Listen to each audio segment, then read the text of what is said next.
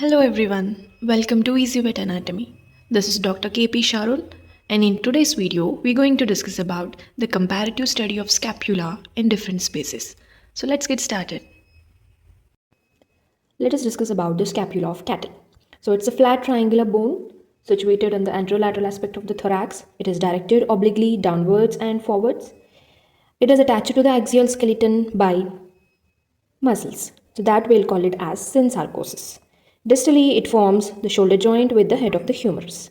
As it is a flat bone, it is having two surfaces. This surface is lateral surface and this surface is medial surface. It is having three borders. This border is cranial border, this is caudal border, and this is vertebral border. It is having three angles: cranial angle, caudal angle, and inferior or glenoid angle. So coming to the lateral surface is traversed by a scapular spine in the middle, dividing the lateral surface into supraspinous and the infraspinous fossa. The supraspinous fossa is comparatively smaller and it is for the supraspinatus muscle. Infraspinous fossa is comparatively larger and it is for the infraspinatus muscle. On the lateral surface, it is having a depression near the posterior border. So this is for the origin of teres minor muscle. And the scapular spine, it travels along the length up to the distal part and it ends as an acromion process. This acromion process is for the origin of acromion part of the deltoideus muscle. Coming to the medial surface, it is having a subscapular fossa in the middle and anteriorly triangular rough area for the serratus cervicis and posteriorly a rough line for serratus thoracis muscle.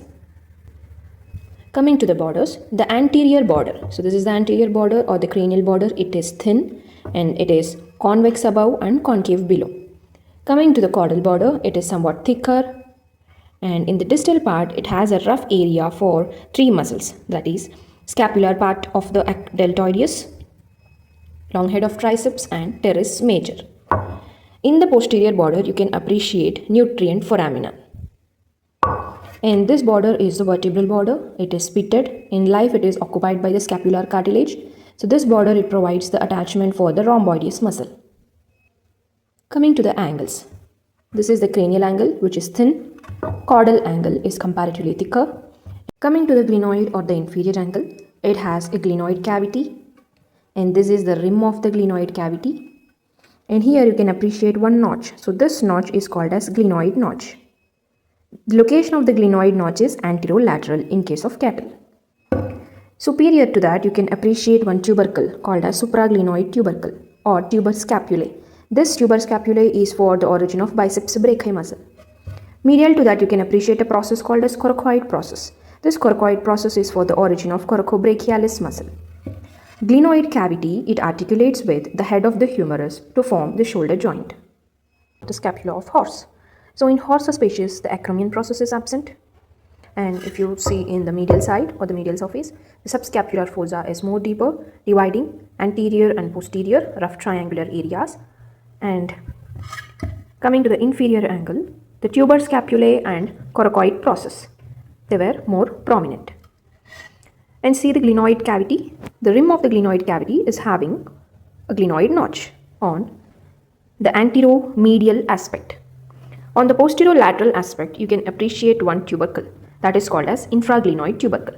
So this tubercle is for the teres minor muscle. Now the scapula of dog. The scapula of the dog, the spine is placed in the middle of the dorsum and it divides two equal supraspinous fossa and the infraspinous fossa.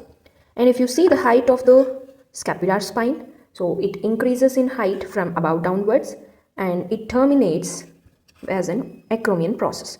So this scapular spine, it extends up to the level of the glenoid cavity and it terminates as a process called as acromion process. And the glenoid cavity, it extends to the inferior face of the tuber scapulae. So this is the tuber scapulae and the coracoid process is usually absent. And if you see the vertebral border is somewhat convex and the scapular cartilage, it is in a form of a thin band. And if you see the angles, the caudal angle is prominent and the cranial angle, it is continuous and the inferior angle or the glenoid angle. So you cannot appreciate any glenoid notch. You see the pectoral girdle of the fowl, it is made up of three bones: scapula, coracoid, and clavicle. So first we'll discuss about the scapula. Scapula, it is a saber-shaped narrow bone which is placed parallel to the vertebral column.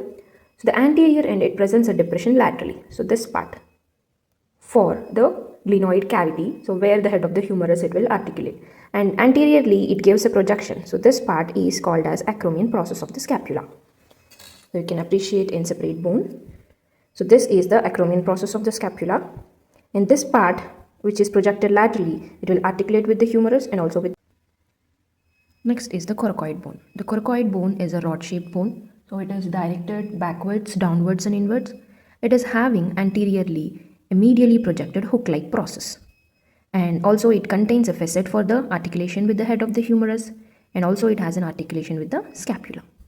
And if you see the distal extremity of the coracoid, it articulates with the sternum, facet present in the sternum. Next is the clavicle bone. Clavicle is a thin bent rod directed downwards and backwards. The dorsal end of the clavicle, it rests against the scapula and coracoid to form foramen triosteum. And the ventral part, so the two sides of the clavicle, they unite ventrally to form a plate-like structure. So this plate-like structure, we'll call it as hypocleidium. So this is attached to the rostrum of the sternum by a sternal ligament.